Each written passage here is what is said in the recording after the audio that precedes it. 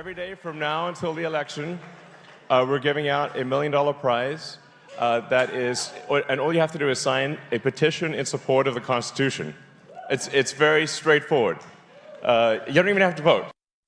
Now, Elon has said he hopes the sweepstakes will boost registration amongst voters, especially on the Trump side. However, the plan is raising a lot of red flags from a legal standpoint. You see it everywhere right now. Several former GOP officials and government attorneys are urging the Department of Justice, the DOJ, to investigate Elon Musk's $1 million sweepstakes.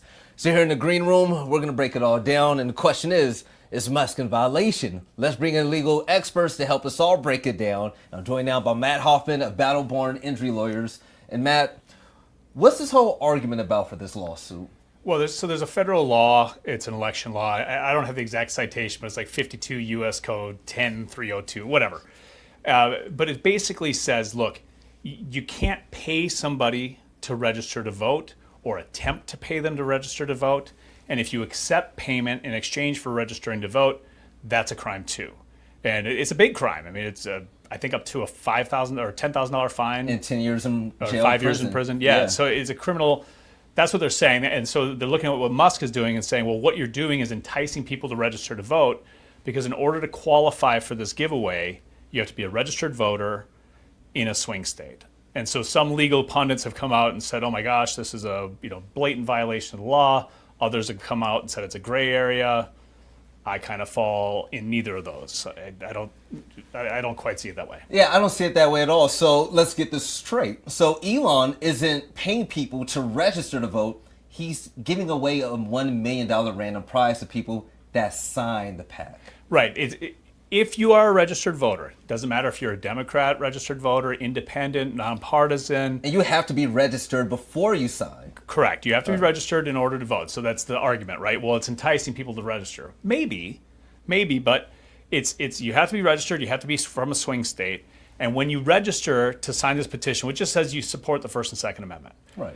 And when you do that, if you go to the website and look at it, you have to give your full name, your email address, your cell phone number, and your physical address, and then you're into the drawing. That's it. That's it. But that's a big deal, because in criminal law, you have to prove intent. So if you're going to, let's say they want to prosecute Elon Musk for this and say you're violating this election law, you're purposely trying, your intent is to get people to register to vote. He's going to say, that's not my intent. My intent is to get data. The most valuable data you can get in election politics. I'm going to have the full name, address, email address, and cell phone number of millions and millions of people in swing states. That is hugely valuable. And if you do it, you check a box. I agree that my data can be I can be solicited. I can have it sold.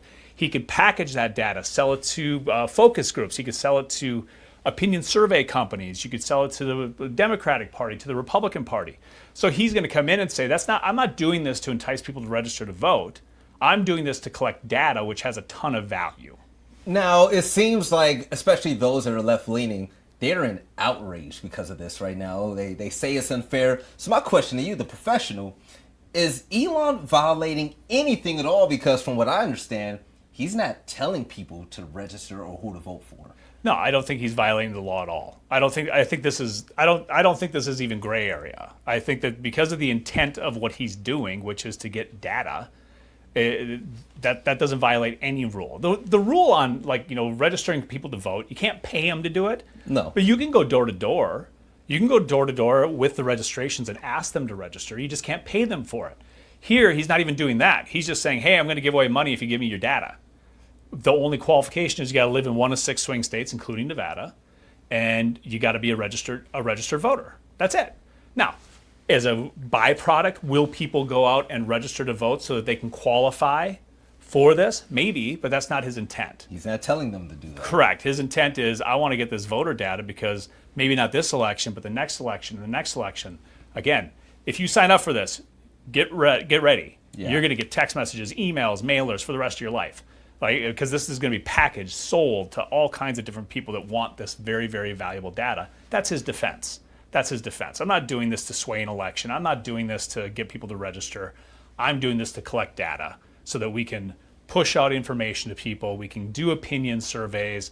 We can get better polling, because that's been notoriously difficult to do. Yeah, they've been interesting lately as well. So to prosecute him criminally would be just so difficult because there's such a blatantly opposite, intent behind this that he can, I wouldn't say hide behind, but he can legitimately point to. Right. But I'm not trying to influence anything. I'm just trying to get data. And that's all it is. Well, giving away $1 million, by the way. The man that gave us Tesla and SpaceX is trying to put some money in our pockets as well. Ladies and gentlemen, Matt Hoffman, thank you so much for the valuable insight. I appreciate that.